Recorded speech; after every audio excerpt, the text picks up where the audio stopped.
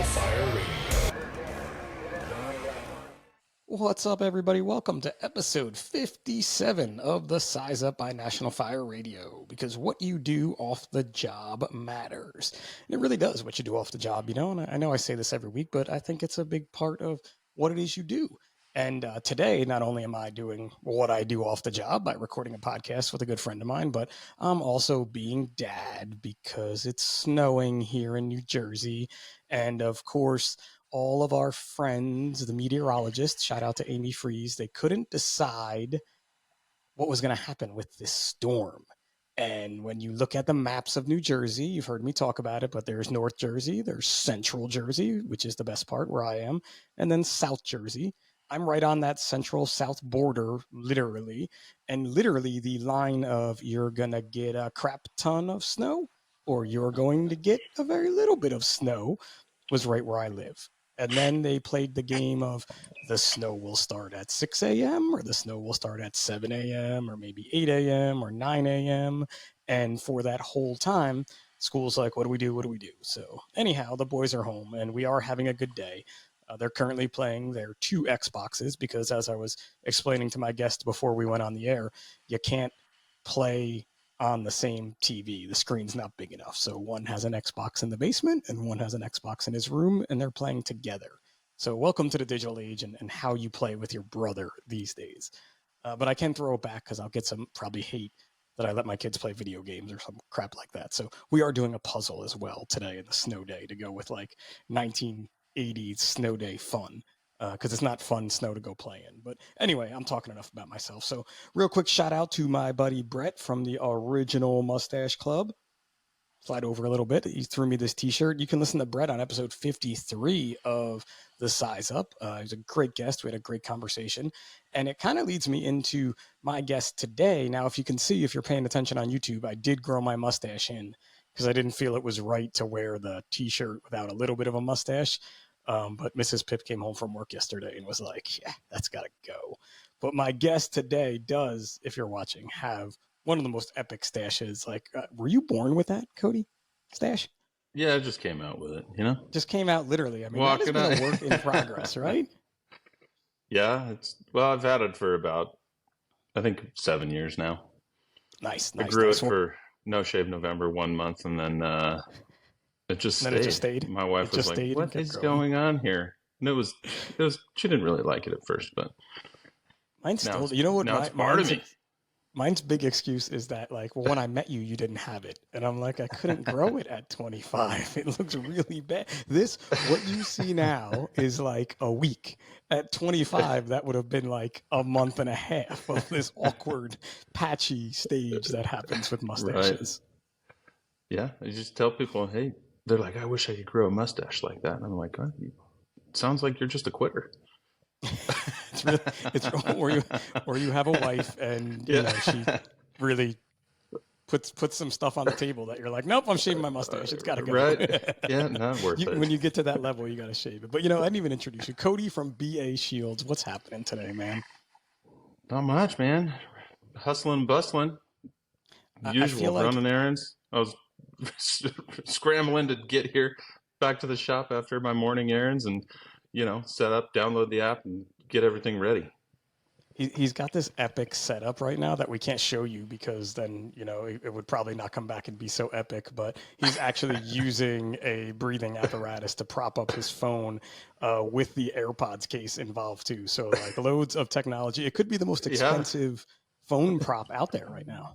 Right. Yeah. Well, most expensive phone prop used for me so far. Oh, it's definitely for the show, at least than anybody's ever admitted. But you really gotta. I mean, yeah. I don't think we're gonna get much more expensive than that unless you put it on a vehicle or something like that. It could literally be it. That could be pretty easy. But a vehicle doesn't fit in the office, though. You know. I don't know. You guys got a pretty big office. You've grown pretty much like exponentially every year since I met you. So there may be some room to back something in there, right? Yeah, definitely in the shop.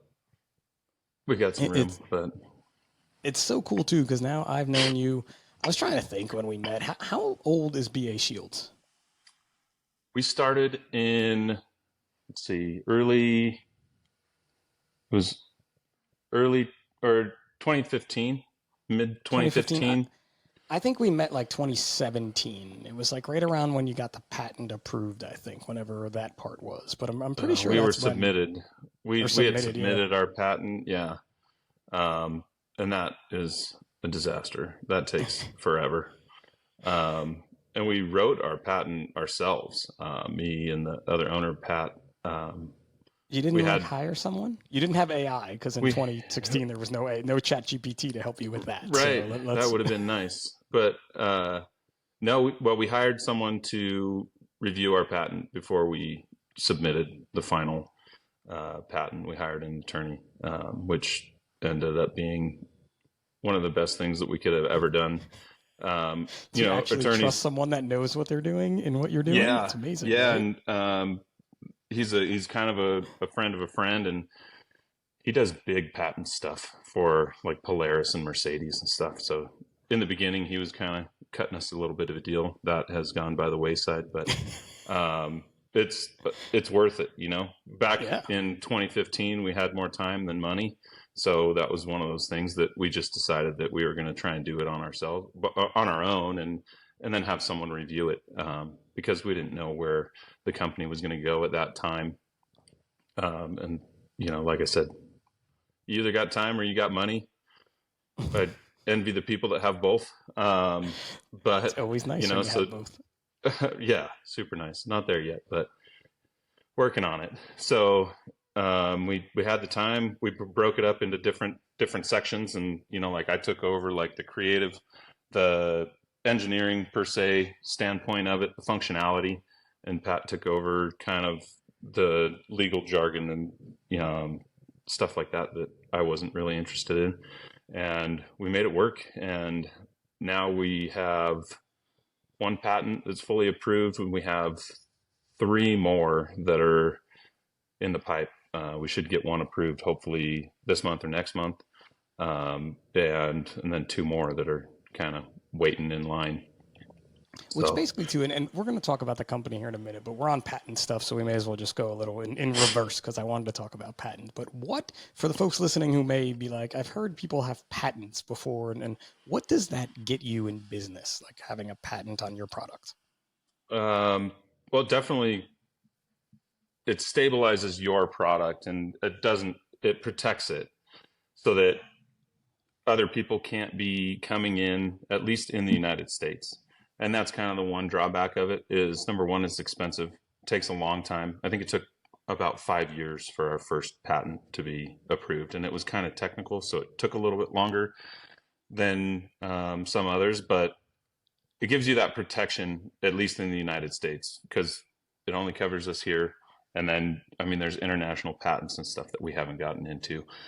But if someone else starts making our product and it infringes on our patent, we need to make the decision at that point if we want to enforce our patent, because there's patents out there, especially in like the automotive industry.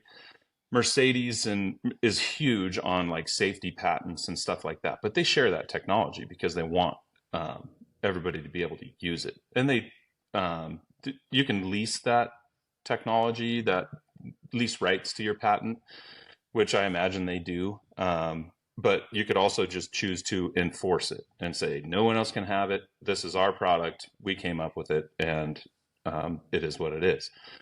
But then again, that costs money too. You got to file with your attorney, send a cease and desist. Like all that stuff takes money and time. And then depending on what's going on, it can open other cans of worms, you know? So it just depends on what you want to do with your patent, and how much you want to protect your product, or if you want to share it. So there's kind of some gray area. You could do it just to do it, and then share that, and then you own the patent, and then eventually one day, if you wanted to, you could enforce it. You know, so there's been a lot of leather companies. I love leather. That's how we kind of got started in this. I was doing leather work before we started BA Shields, and I was doing custom gun holsters and fire department leather stuff. And someone approached me and said, "Hey, can you make me a cover for my mask?" And then that kind of evolved into what we're doing today. But there's leather companies, mom and pop leather companies that kind of infringe on our patent a little bit here and there. But we made that decision years ago that we weren't going to enforce that because, number one, a leather product that you put on the lens of your mask is not the same as our hard plastic cover that stays off the lens, because we're trying not to scratch it. You don't take a $200 pair of Oakleys and wrap them in leather and say, oh, I'm protecting the lens. It just doesn't work that way. Because it's touching it. It's going to put microscratches and stuff in the lens, you know. So you put it in a hard case that doesn't touch the lenses. So we know that like the leather, unless Boston Leather, like some big leather company came out and had a similar product, like that's the point where we would know that we would try and enforce our patent. But like, there's always cool a spot for leather in the fire service, in my opinion. Yeah. And that's something you and I have talked about too. And to jump in now, we've talked a little bit about the product. So for the folks, I have a lot of listeners that are not in the emergency services. And for the firefighters that are on the East Coast, you know, who may not know what a BA stands for, because I had to when I was talking to Pat and Cody for the first time, I'm like, oh, you mean like an SCBA? Because we all call what we wear on our back something different everywhere else. Most recently I've seen going around social media is that a cylinder holds air and a bottle holds whiskey as a good meme going around, you know, and I'm like, well, all right, I guess that makes sense, but I'm not changing. I still call it a bottle. For 26 years I've called it a bottle, so it's what's going on. Right. But so a BA is your breathing apparatus. That is a more West Coast and international term, I think, right, to describe an SCBA, I think. Yeah, you hear it. It's some people, I think it's more West Coast BA, but we start to hear it used more and more, just kind of as it shortens it down. SCBA. You don't have to say the SC. Right. It's like the lazy California surfer way out of something, right? Like that's exactly totally how I think it happened, right? Yeah, kind of turned it maybe like a slang term or something like that. You know, your BA, and that was kind of funny when we were thinking of names for our business, like what are we, you know, you want something that's kind of catchy, and we were like BA, because you know when you deal with the government, right? Badass. Exactly. I got it. Badass shields. And so then it's like, but if we're talking to someone that we need to be a little bit more formal, like the government, we're like, no, it stands for breathing apparatus. And they're like, oh, okay, that makes sense. Perfect. Okay. Totally makes sense. I cannot believe for 7 years I've never been like, oh, Badass Shields. What a great name. Yeah. Just totally never thought about that. So see, I'm already learning things here. But, you know, so basically what BA Shields does is, they do a lot of things, but their main product and the product that I first met them with is a shield that goes on your SCBA mask, so your face piece. And it does two functions. One, it's a great training function to use. So if you want to be able to not see and not have to start a fire to train that way, you can put their product on and utilize it as what we call blackout training. Or honestly, for me, and I don't know if you're going to smile or not smile, but I think the best part of my BA shield is it keeps my lens from scratching, because I leave it on my lens unless they say working fire. That thing's on my lens, and it even ended up on a fire floor once where they didn't say working fire, and we opened the door and we're like, holy crap, and my lens went flying down that hallway and no one stepped on it, which I thought was pretty amazing. Yeah. But that in the is that like a good elevator pitch for BA shields? Yeah, definitely. Lens protection, blackout training. I started bringing my own personal mask to FDIC, and I had it for 8 years, and I still have it. It's in the other room, but it looks like people were blown away. They're like, "There's no way this mask is 8 years old. This lens is like, it has very few scratches on it." And like you said, I clip it to we run Scott packs at our department, and so we just clip it right to the harness, and it stays right with me the whole time with my lens protector on it, with my BA shield. And it comes off so fast with the shock cord that really it reduces your profile because a lot of guys put it in a little nylon bag, but those are big and long and bulky and they fly around. If you're trying to hook a hydrant, it's almost impossible to keep it out of your way. If you've not hooked a hydrant and gotten your mask stuck in your hydrant, then I don't really know how many hydrants you've hit type Right. thing. It's going to happen to you at some point. Yeah. And so, yeah, it stays on unless I can see, you know, smoke and fire, and I know that I'm going to be first due and I'm going to be putting my mask on and going in first. Like it stays on my mask on the fire ground while we're forcing doors, pulling hose lines, all the abrasive stuff that we do on the fire ground, throwing ladders. And now it's protected and that lens is pristine. And then when you put on your mask to go in and do a search or whatever and you need to see, you don't have a big scratch right through the center of your lens. And our we all know that our lens is one of the weakest pieces of our equipment. It's going to be the first thing to fail in high heat. So if you have big gouges in your lens, it's going to fail even sooner. I think So too we that want that's to a protect huge that. part of the protection that I never thought about again until I met you guys and started utilizing the product was like some of my older masks had legit gouges in them, I would say, and like Right. I do have some micro scratches, which are going to happen because you're still throwing your mask around without it. It could even happen with it on it. But I would always tend to get this like right below my eye line, this like huge quarter sized something. And I have no idea where it ever came from, whether it was a seatbelt, whether it was a pack, whether it was a Halligan bar. It just always happened. Like, because I don't have all my old masks, but I've seen a fair amount of them. And this is since using the product, that gouge has not appeared. Yeah. No, that's good. That's what we like to hear.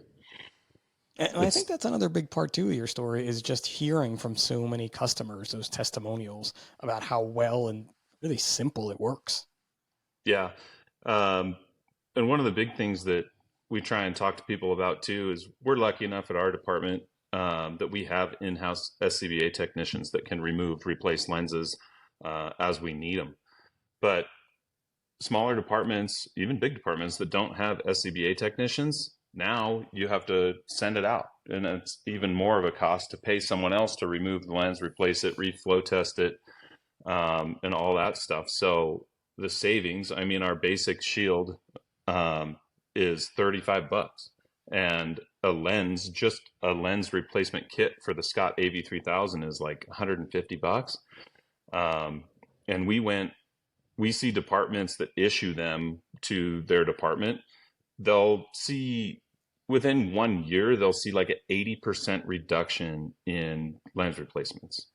Wow. And especially in academies and stuff where they're just beating the crap out of their SCBAs and their lenses and stuff like that. So um, for a small investment, they can save thousands and thousands of dollars, and people can see. It, it's the seeing part is so nice, isn't it? Like that clear vision part is so good. And it's Right. something that I don't think we ever really started thinking. Well, more recently than not. But when you have recruits in the academy, they they're getting beat on all day long, right? Like Oh all yeah. day when they're in their gear, they're working. That's what they're there to do. They're there to learn. They're there to experience everything we can make them experience in that very finite amount of time. And their shields, their boots, their turnout gear are just getting destroyed. And we've even in my department gotten to now when you're in the academy, you're either using older gear that we have taken sort of out of frontline service and no one needs, or I think this last class, maybe the last two, we just rented them gear because it was Yeah. easier to have the rental company come and replace the pants if they tore them or the boots. Like we had leather boots were popular or were just becoming popular when I went to the academy, and they were like duct tape the toes The toes. because you're Yeah. you're gonna tear up your toes crawling through here. And they were damn right, man. We were replacing duct tape weekly, I would say, that was just ripping off. But if not, that would have destroyed our leather boot set that we either bought ourselves or the department bought for us. Yeah. It's even worse when you're paying for it yourself, and then you just tear it up. So I Yeah, think you just got these, and guys take and it's not that better. you're good. Oh, guys take better care of shit that they buy. Yeah, That if they pay for it with their own money, they're going to intentionally take care of it better.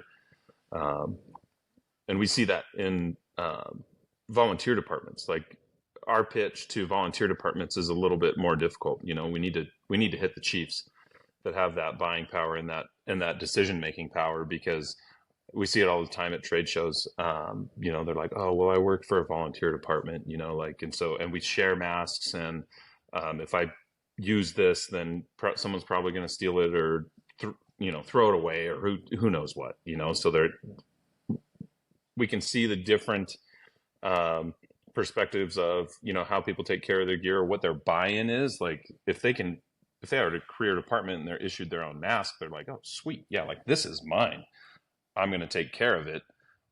Whereas like at volunteer departments where everybody's sharing it, they can't guarantee that, you know, Johnny's not going to come in and throw that mask around, and then they come in and they try and protect it with a BA shield, but the damage has already been done, you know. So I am so lost at just sharing of masks in 2024. Anyway, volunteer career, like, and you hear that and you're like, no, but it does happen, because when you go to these trade shows and you meet folks from different parts of the country, you know, their department doesn't have enough money to buy them their own SCBA mask. Right.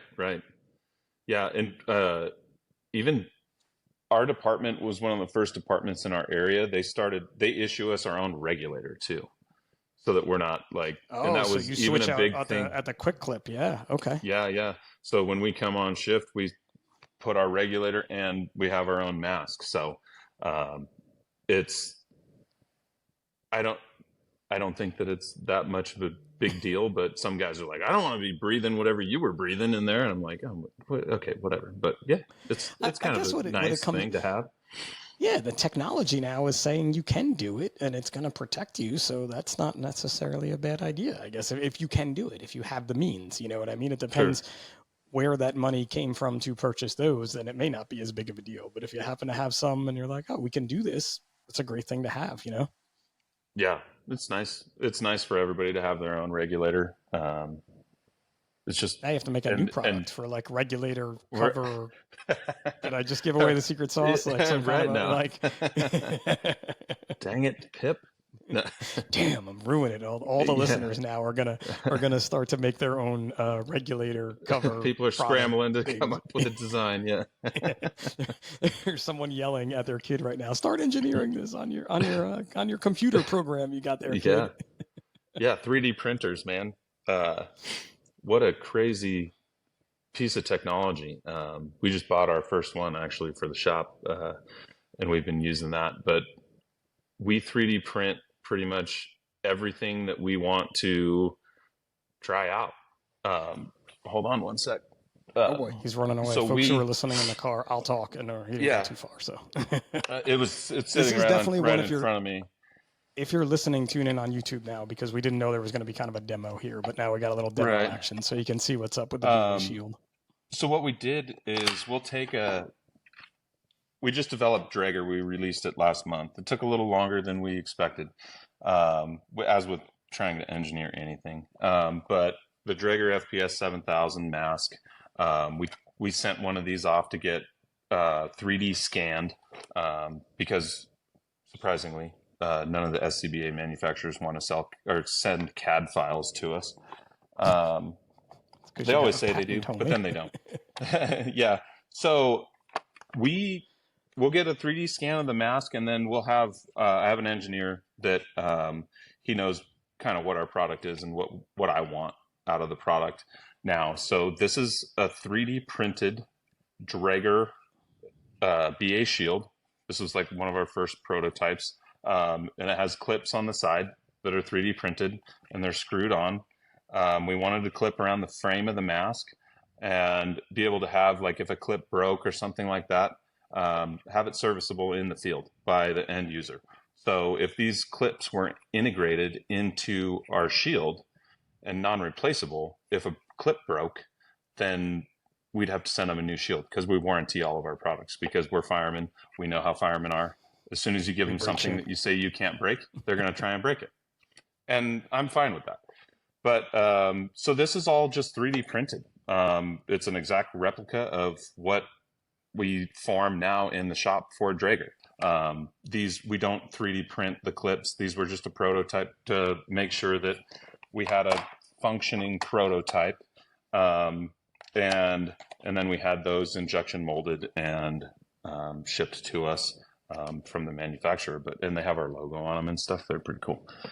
I'm kind of jealous of the clips because I snap my fingers like once a month with the with the bungee cords for the shock cords for the Scott. So I'm like, those clips look pretty cool, man.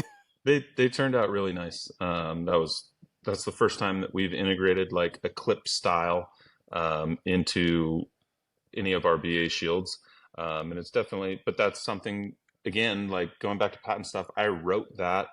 That's one of our patents that's pending right now, is that clip style attachment.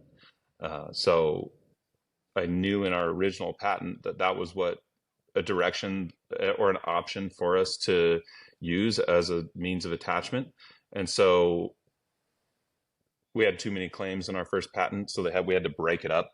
And so that was one of them. So using the shock cord as a means of attachment was our first one. And then now, especially now that we have Dragger out, that's another patent that we're going for, but it was included in our original patent. So that dates back all the way to 2015 or 2016 it's so was cool. when we actually submitted our patent.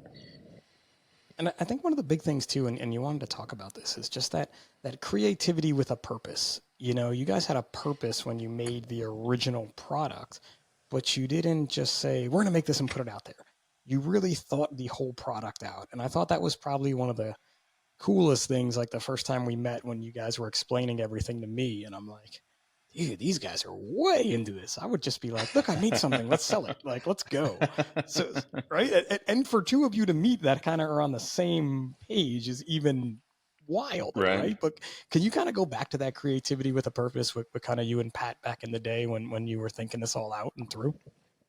Yeah. So, Pat and I got hired at the same department in the same hiring group, and he had just moved from Minnesota. And we ended up, they needed people to go to hazmat technician school. So we were like young in our careers and we're like, yay, hazmat, let's go. We'll get paid to go to class. So in hazmat school, we're kind of hauling around our SCBAs and SCBA mask bags. And we're like, God, these things are garbage, you know, like, since I was doing leather work and making holsters and stuff, you know, we were kind of just talking, and someone came up, they're like, oh, you maybe just make like a leather cover for it. And I was like, okay, yeah. So wheels start turning. And then Pat was like, it'd be cool if you could make like a holster that it could just like clip into, like on your leg or something, you know? So I'm thinking that gets my mind going. And I'm like, let me think on it for a little bit. I'll get back to you guys with something. And so I'm in my garage and I'm thinking about it. And of course, leather, you can't keep it formed easily to stay off the lens. So I knew that was out for me, for the purpose of protecting the lens. I didn't want anything to sit directly on the lens. And then had some thermoformable plastic in the shop. And so I made a quick template, you know, like templates it was super easy. It was kind of silly, you know. Of course, you got press and seal. I press and sealed the mask. I literally traced around where I wanted to cut and make it fit. And then I peel it off, make it flat, put it on a piece of plastic, cut it out by hand.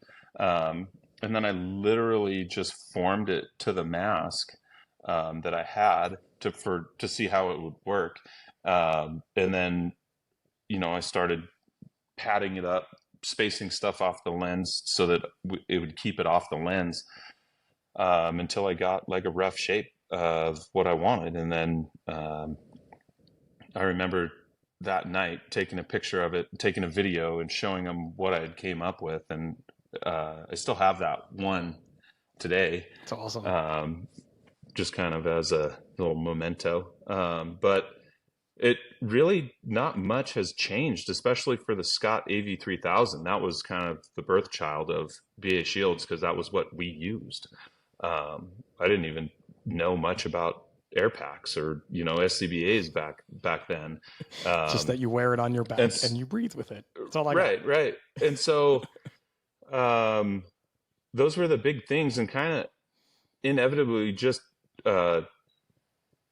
working through that creativity with a purpose. Like, I'm building this lens protector, and I knew I didn't want it to touch the lens, and so like I made it sit on the frame of the mask all the way around instead of sitting directly on the lens. And one of the things that we found out just through beating it up and testing it, and a couple of years down the road, we're like, man, this thing, so now there's an air gap in there between the lens and the front and our BA shield. So it absorbs impact like crazy. We've spooled up pitching machines and shot baseballs at it. No way.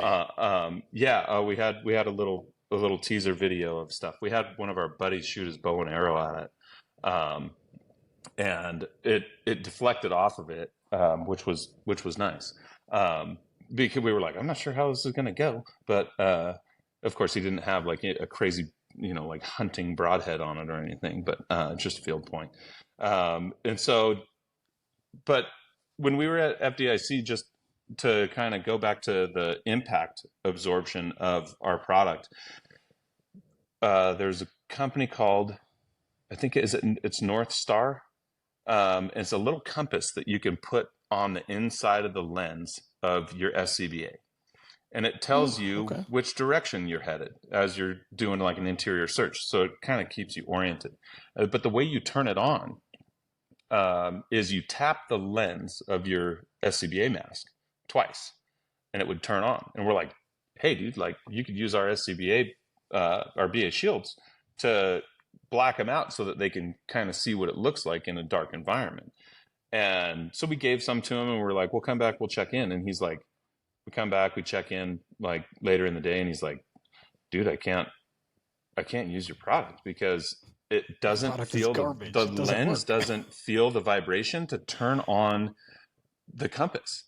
And so we're like, oh my gosh, like it distributes those impacts to everything around the frame instead of directly to the lens, which is our weakest point. So at that point we were like, oh, we could run with this. So now at FDIC, the past couple of years, like we bring a carpenter's hammer, like a framer's hammer, and we will beat on masks our BA shields while they're applied to the mask. And people are like, whoa, like it throws them back. And we're like, yeah, no problem. But that creativity with a purpose, like that was kind of something that we found out down the road. But I find myself, I'm just kind of a tinkerer. I try and make stuff better within reason. I don't have the money that these, Scott and MSA and all these big companies have, but like just trying to improve you led me into it here. Oh yeah. You led me into where I wanted to go with this, because as you were talking, I'm like, I can't wait to continue this. But have you always been a tinkerer then, if that's how you want to describe yourself? Like little kid taking your toys apart, or like? Oh yeah. Yeah. They make fun of me out at the shop here because we got this label machine, and it automatically dispenses labels for us. And it stopped working one day. And like within a couple minutes, I've got the thing torn apart. I'm looking at like all the connections and like what could possibly be wrong with it. Maybe like a wire came loose that I could just solder back on. And they're like, what are you doing? Like, that's a $70 piece of equipment. Like, we could just order another one. Like, it's not that big of a deal. I'm like, yeah, but I want to know why. I want to know why it's not working. Turns out, but I couldn't figure out why it wasn't working. But you tried, you filled your time in with that, and it's something that people, when you get the people on their soapboxes like this is a lost art and kids aren't learning this and this, that, the other thing, but I still feel like they are, because it's a special kind of person. I was not that guy. I'm not a tinkerer. I'm not the fix-it guy. Like everyone knows at the firehouse, like if we have to build something, don't call me. If you cut your leg open and it's profusely bleeding, call Pip. He's going to tell you how to fix that, right? And Right. I Yeah. don't really feel like it's as much of a lost art as we thought it was. It may be different in the way kids are tinkering and doing things now, but I still feel like they're doing it. Yeah. I think they're just learning the skill sets. I'm sure our parents thought the same thing when we were doing Yeah. stuff. Um, all right. That was Andy. He's leaving for a minute. Bye, Um, Andy.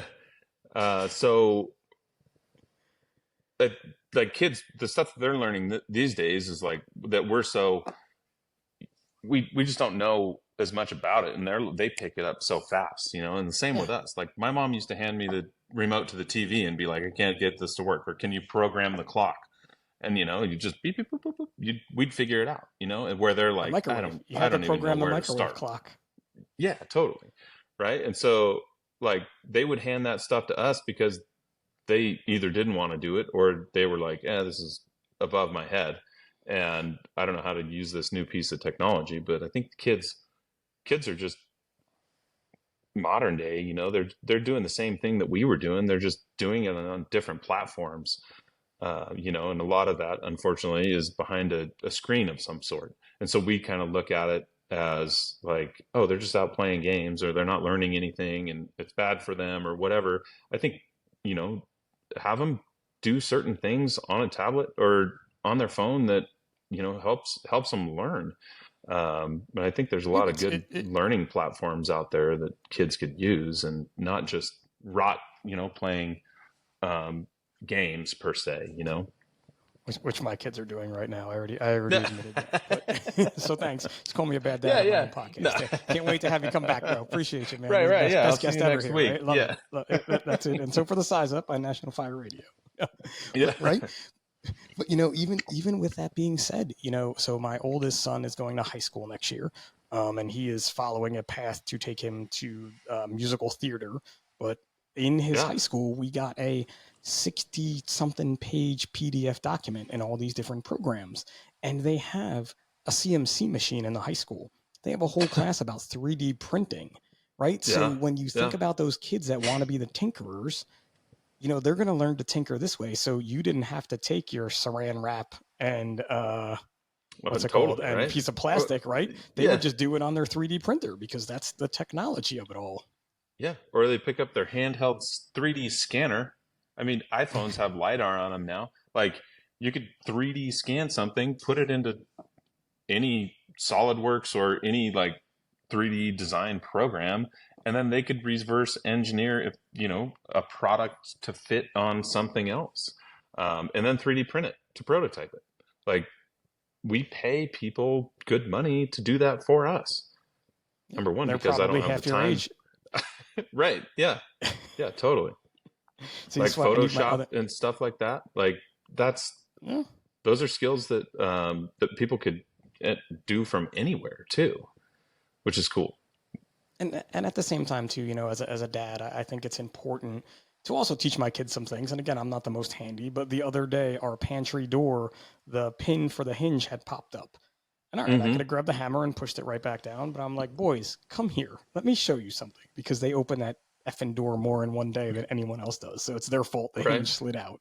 And I'm like, when you see what's wrong with this picture, and like, I didn't just show them how to do it or, you know what I mean? I explained it and they got it too.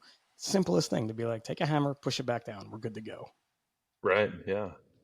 Just And, learning and those like household skills, you know, that no one teaches you, except, you know, like your father or family or something, you know, that like how to change a tire. yeah, There's so many kids these days and that we hire at the fire department that they're like, what's a box end wrench?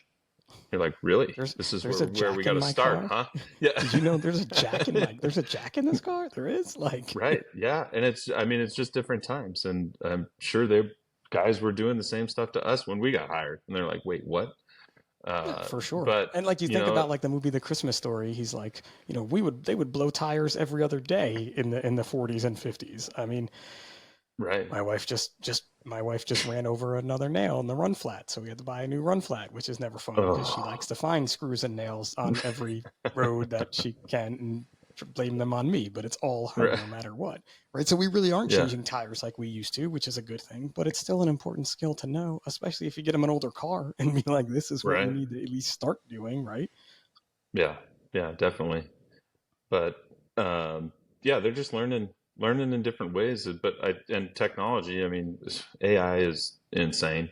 Yeah. But I imagine, and I don't know how much your boys mess with AI, but like just a couple times that I've messed with it, I'm like, this is like insanely scary. It is. Like, It and is. most of us are learning AI to try and do good things with it.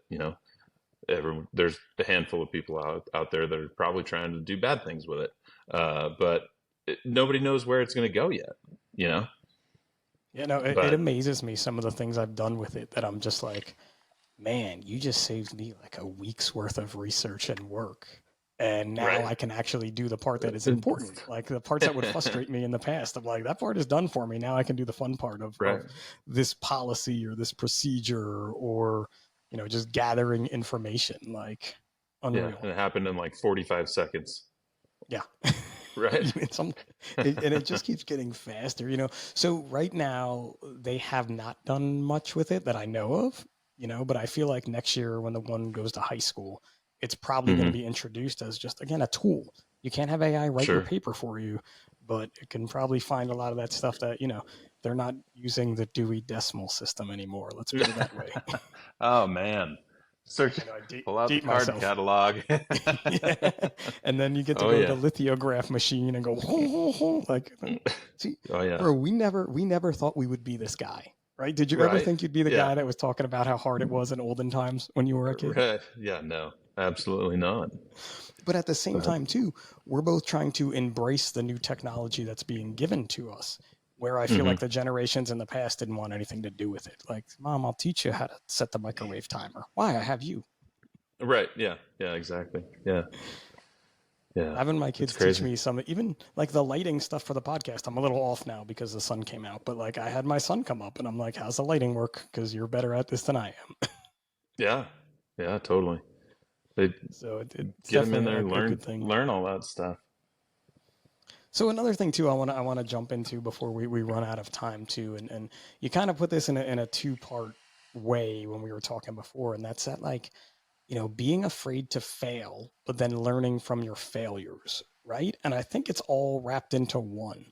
And a lot of times, folks, especially in our industry, they're so afraid to fail, they don't try. And by Right. not trying, they don't learn. And that doesn't get Right. you to the next step, right? Yeah. Yeah. My big thing is that I tell new guys or anyone that I try and mentor, I'm like, don't be afraid to fail.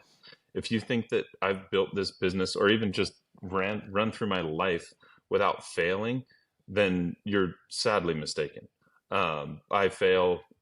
I'll fail 10 times. I can't tell you how many, design processes that I've gone through trying to develop products and they don't work or I'm not happy with them. But it's that perseverance, learning from it, learning why something doesn't work, um, understanding the process better and moving forward. Uh, there's, I see guys at the fire department that are so, once you put them under the spotlight and people are watching and you're like, hey, do this skill.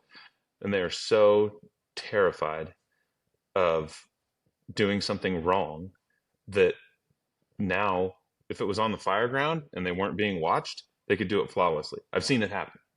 And Yeah. then you put Yep. them under pressure and they're like worried of failing in front of people and that they become their own worst enemy and then they fall to pieces. And they're like, it's like, what? I just saw you do this the other day. What is going on? Like, and if you fail, it's not a big deal. Let's figure out why, and maybe we need some more reps with it. But that kind of stuff, just practice, practice, practice until you can't fail anymore. Um, but even like with business too, we have we have failures. We have we you order a bunch of material and it's we overlook a minor detail and it's the wrong thickness material or the color's wrong or something and we're like, oh my gosh, we just spent like $4,000 on the wrong thing, or I did, and I'm like, which is even worse. Don't worry, like, I did don't this. worry, I'll try and figure this out. Like, it, and it's not the end of the world. I think the learning aspect of it is, if I'm fine with failure, I'm not fine with multiple failures for the same reason, because you're not learning. You're not trying to fix the problem. That's where, that is that's what exactly gives me it too, heartache. right? Like Yeah. you can fail, but you can't keep failing, making the same exact mistake, because then you don't understand the mistake that you're making, right? Right. Right. And you're not making an effort to try and correct the problem. Oh, well, And there's I the tell key that. word there too, is effort. Making an Right. effort, Yeah. right? Putting in Effort. effort. People Yes. think, like, they look at you guys and, we're going to be out at FDIC together in a few months here. And they're like, wow, look at those guys with that big booth and cool things. And they're using a hammer to hit their product on it. And that all took years of effort and loads of Oh, failures to get you to that point. right. Right. Yeah. I mean, we're just, we're the same as anybody else in the fire service. It just depends on, people come by our booth and they're like, oh my God, they're like, it's nice to meet you. And we're like, yeah, cool, man. Like, we hang out, and that's how we met you. Yeah. That's how we meet all of our really good friends that have firefighter owned businesses that we support in the fire service. We're still just people. All these big keynote speakers, fire chiefs from around the country that people idolize, and they're like, oh my gosh, so and so's over in the corner, and we're like, dude, go talk to them. They're They just a will talk to person. you. They're a firefighter Yes. just like you. They Right. just wrote a Yeah. lot of that stuff. They wrote stuff down. The thoughts that we all have in our Right. head, they wrote it down. And We they didn't do that. executed it. Yeah. Execute. You come up with a plan. I can't tell you how many people come up to me and they're like, hey, I got this idea. And I'm like, sweet. What is it? Sometimes they're like, well, I can't tell you. I'm like, trust me, I'm not going to steal I don't have time to steal whatever idea you have. Or like try and go off on another avenue to try and steal your product. But I can give you advice, or I can tell you that why it won't work. And then that's your job to go and figure out how you can make it work. But they come, every firehouse, I'm sure. It's like, hey, I got this idea. How many of those never come to fruition? Way more than do. I can tell you that much. And Probably 90% of them, they because don't want to put in the effort. People get hung up. I've seen it. Guys start businesses, and they're like, hey, I'm having this issue, like, I need to hire people. I got too much volume. We've had guys close up their businesses because they couldn't figure out how to keep up with the amount of volume. I'm like, you have too much business and you're going to quit? Like, that's like, people dream of having that kind of stuff, but they don't understand that what kind of work it takes outside of the job, and how much of the time off that you're going to spend developing a company or a product. I'll give you a tip. Ready? It's all of it. You're going to spend all of the time. That's the easiest way to say it, right? You need to be prepared to spend all of the time, especially when you're in the development stages and the growth, that early growth stage. And it is so exciting and so much fun. But then you realize you spent all the time, and you got to make sure you're not spending too much time. So it's an easy way to put it. Right. Yeah. You gotta balance the family. That's for sure. And I've been there. I mean, it's super tough, because our business, that BA Shields, that's what I want to be successful, and what I want to advance. Guys at the firehouse are like, we run 4896, so we call it our 4-day. They're like, what'd you do on your 4-day? I was like, I was out at the shop. They're like, how much time do you spend out there? And I'm like, pretty much every day except for the weekends. I try to take the weekends off to make sure that I can spend time with my wife and stuff like that. And we can go do some stuff. Which is a great part of the balance, right? Because I try to do the same, right? I try to record these podcasts now while the boys are at school. Obviously, today was a little fluky snow day, but we make it work. I try to take the weekends off, but you have to remember too, you try to take the weekends off your side hustle, because sometimes you do have to go somewhere on the weekends. Like, a show or something. Right. So, and one of the issues that I had early on, more with when I was starting with 555 than with the podcast, because I've learned so much in between, was not even realizing that, oh yeah, I'm going to take the weekends off, but I'm on social media, but I'm Right. answering text, I'm answering Right. emails, and that's like not an off day, right? Because we work the Right. weekends. You're a firefighter. There's Yeah. really no weekend for us, Even, right? yeah, even when you're like, oh, you're not at the shop, you're not physically doing work, but your brain is still there. Yeah. And you're still thinking about it. I'm still thinking about how can I make this design work? How can I tweak this or redesign this object or, you know, make something better? It's constant while you're laying in bed at night, you know, or while you're driving in the car. It's constantly there. And you'll text me, other people will text me, we'll be going back and forth. We're trying to schedule stuff, make stuff, you know, do fun giveaway stuff, get kegs for FDIC and get you guys in the booth next to us so that we can do podcast stuff there. And like, it's just, I mean, it is Never ending. constant. Like you have to try and shut it off sometimes. And maybe that's a hard stop that, you know, at some points I'll be like, okay, nope. Like I'm going to literally shut my phone off because if it's there and it's available, I'm going to be looking at it, you know, because if you or someone else sends me a text, I'm going to be like, oh, I got to check out and see what I'm interested, you know, and what's going on. I'm But going to call him right yeah, now. We're right. texting. I'm going to call him. Like, I may be Yep. texting you because I'm in the bathroom, but I had an idea. And you're like, I'm going to call him. And I'm like, hey, I'm in the bathroom. What are you man. doing? I'll call you Yeah. back unless you really want to talk while I'm sitting here. No, I've got 2 minutes. That's it. You're That stuck. is it. But it's such a big part of it too, and a big part of the growth that you've seen and I've seen like over these past years is that you have to realize this. And I think some of the folks that maybe don't keep going, that's a big part of it is realizing that they can't turn it off, and maybe it is the right decision to just not keep moving forward with that business or whatever it is that they're doing.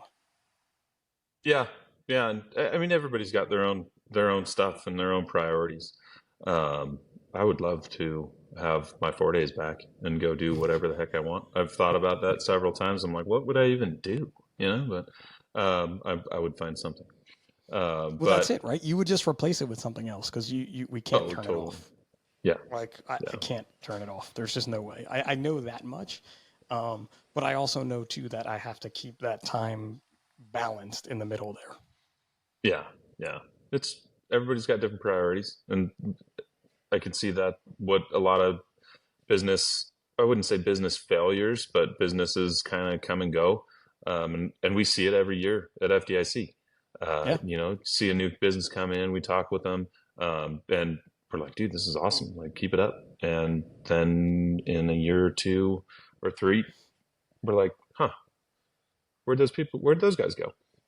And I turns always out, try you to know, do the they, check-in on social media when like you don't see someone posting anymore on social media, and it's like, hey man, just checking in. You guys all right? Like, haven't seen you post anything, just to see kind of with folks that I've made friendships with or something.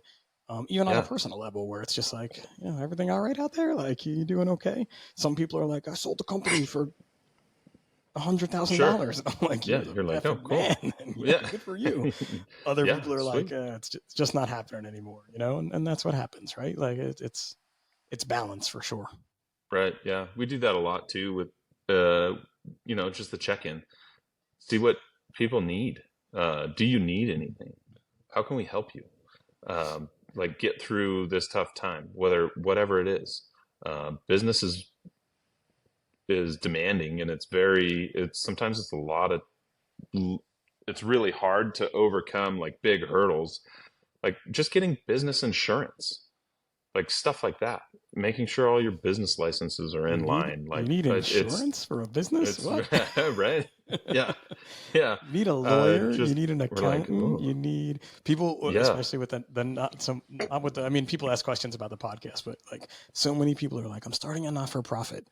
What do I do? And I'm like, you get a lawyer and you get an accountant because you do yeah. not mess around with not for profit monies and you and your QuickBooks or anything like that. Like, it's just not. I did some Oh, research. totally. Get a Yep. lawyer and get a good accountant, and you're good to go. You don't want Yeah. to mess that up.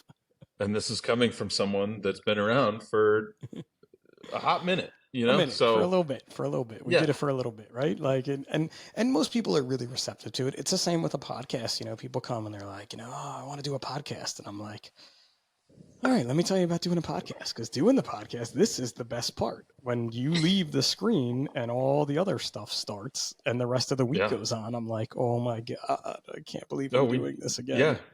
we tried it for, it was a couple years ago. We tried doing a podcast, and I think we made it maybe like 10 episodes. It's about the And number. just 12. the 12 is the the magic the, number. the post production on the backside was Yeah. just, we were like, we don't have enough time for this. So unfortunately went by the wayside, um, but that it goes back to, delegating time to Yeah. where And it's what you needed. want to do too. You had time to Yeah. delegate someplace else, and that was more important to you, you know? Yeah. Yeah, definitely. So, Nice, man. Well, I it's think tricky. that's actually a good like wrap up kind of part too, where it's like, delegating that time, and I don't want to keep you too much longer. And we mentioned you guys are going to be at FDIC coming up, but how can all the folks find BA Shields if they want to learn some more about you? So www.bashields.com is our website. We're mostly active on Instagram, BA Shields on there. Other than that, you can email me directly if you have any questions. It's Cody at bashields.com. I'd be happy to talk with anyone about anything. It's pretty Within cool too. reason. Go on their IG, because they will put pretty much any picture you send them on your personal BA Shield. So if you're that guy that's worried about someone stealing yours, put something on it that'll make it very identifiably yours. Yeah, definitely. We have guys at our fire department. One guy, and he loves making shame shields for guys.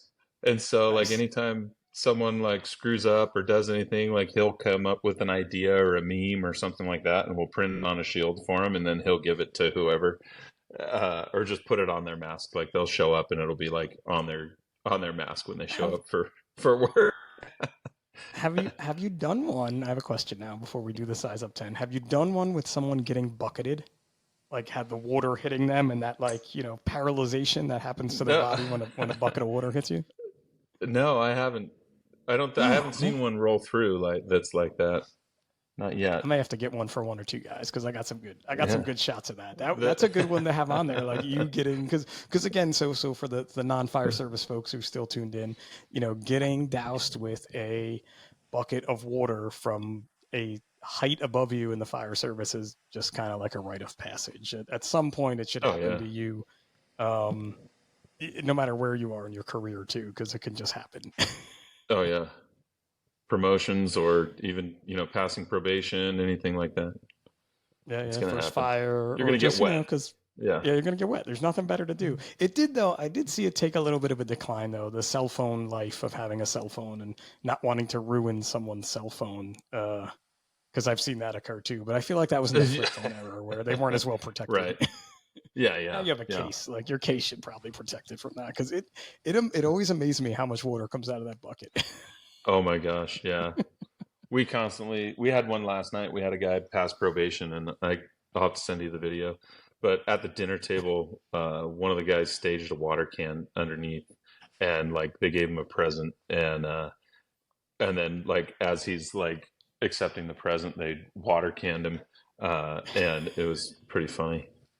So, It's great that you're like, now, because everybody knows it, because again, because of social media, you see it happening all the time, that like you really can't hide the fact that this is probably going to happen. So now the staging and the planning, it's kind of like the A team, like trying to put your plan together to make sure you get them unexpectedly. oh right, yeah, it's always shenanigans.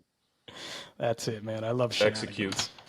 That's it. Execute execute your the plan. shenanigans appropriately. Yep. That's it. Love it. What was it? I love it when a plan comes together. Oh yeah.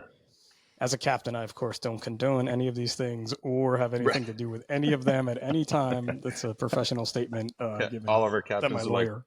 "What are you guys doing? Wait, I don't even want to know. I don't want to know. I don't want to know. Don't tell Don't me, tell and me." it all Yep. works out better. Carry on. Nope, I know nothing. All right, man. You ready for these 10 questions? A size up 10? Yeah. All right, here we go. Beach or mountains? Ooh, that's tough. I'd have to say, eh, I'll go with beach. I'm wrong Mexican. with the beach. Mexican beach. Oh, nice. West Coast Mexican beach for you, I'm sure. Yeah. Night out or night in? I like night in. I do too. A good Yeah. book or a good movie? Yeah. And my wife and I both like to cook, so Oh, nice. cook a nice dinner, watch some A good TV. book or a good movie? Oh, movie for me. I'm not much of a There's a reader. tough one. No, Yeah. not at all. No, not really. Not studying for promotions like the rest of us are. When I have to. Cross country road trip. Who is your celebrity co-pilot, living or dead? Oh. Let's see. Uh,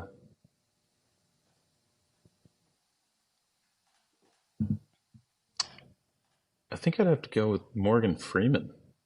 Oh, that is a very Yeah. good one. No one has Yeah. picked Morgan Freeman yet in the Yeah. times I've done this. I think that He would would be be an rad. interesting person to go there. Yeah, Yeah. that'd That'd be be really pretty cool. good.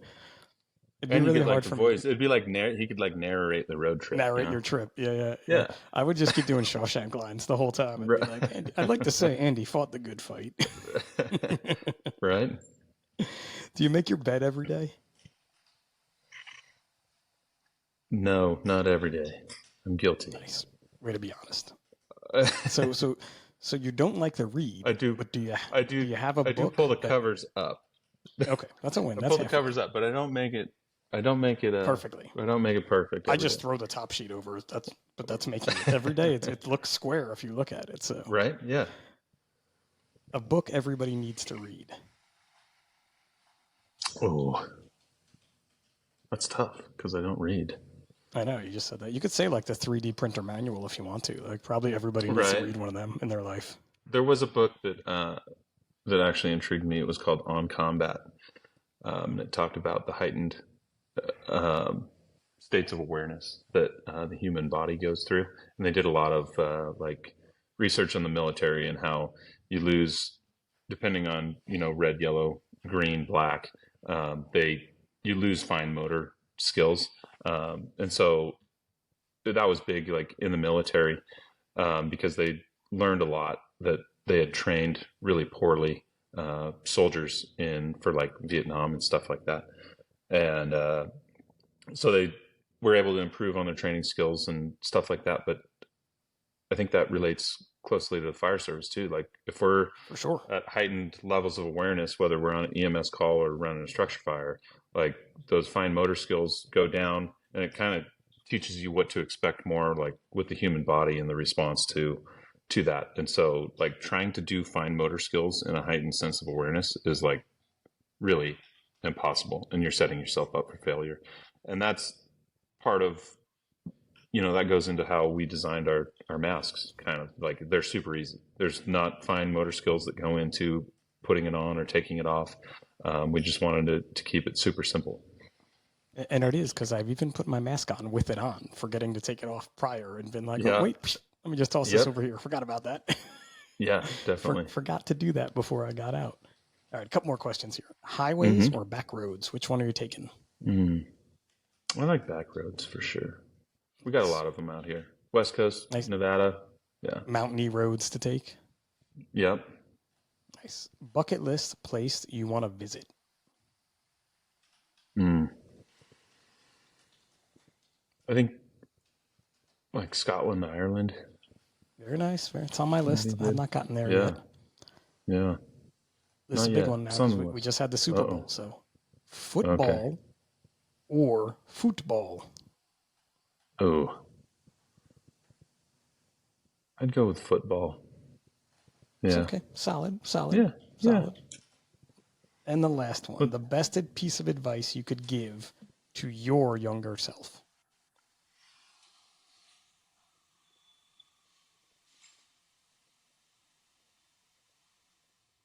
I think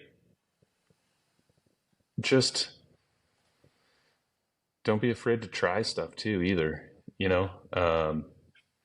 I think a lot of people get held back because they're not sure. They don't know the unknown, Yeah. so they get kind of paralyzed by that. And like, if you don't try it, how do you know?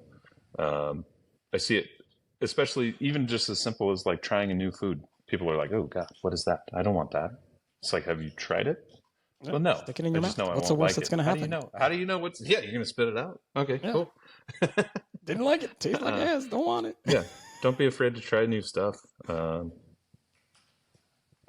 but when And you look back and you look at trying to mentor younger people or your kids or anything, like that is one of the constants that I tell my kids. I'm like, don't be afraid to try. It's the worst that's gonna happen, man. Daddy, I tell them, and now I'm using my dad voice here. Like, Daddy used to be afraid to yeah, try all kinds of stuff, and it kept me from doing so many things that I maybe hmm could have been good at just because I was afraid to try. right. Yeah, don't be afraid to try. Don't give Nice. up. Just because if it doesn't work one way doesn't mean it won't work another way. Try different things, try different approaches. I Uh, like it, Cody. This was a great one. yeah, I knew this was going to be great. We've been trying to plan this for a while. I'm stoked to be able to hang yeah. out with you in a month or two here at FDIC. And for everybody that's looking, the BA Shields booth will be in what is known not Firefighter necessarily Row. officially, but it's known as Firefighter Row. So on the outside in the Indiana Convention Center, the outside of the convention center, closer to the Lucas Oil Stadium connector, I guess is a good way to say where you guys are, with some Yeah, awesome companies that are going to be out there. Possibly National Fire Radio is going to be spending a lot of time over that way too. And it's going to be a good time. So, Cody, thanks for joining me today. absolutely. Thanks for having me. Awesome, man. Thanks everybody for listening. Thanks to the original Mustache Club again, Brett, for the shirt that you shot out to me. And for the Size Up by National Fire Radio, this is Pip. And remember, what you do off the job matters.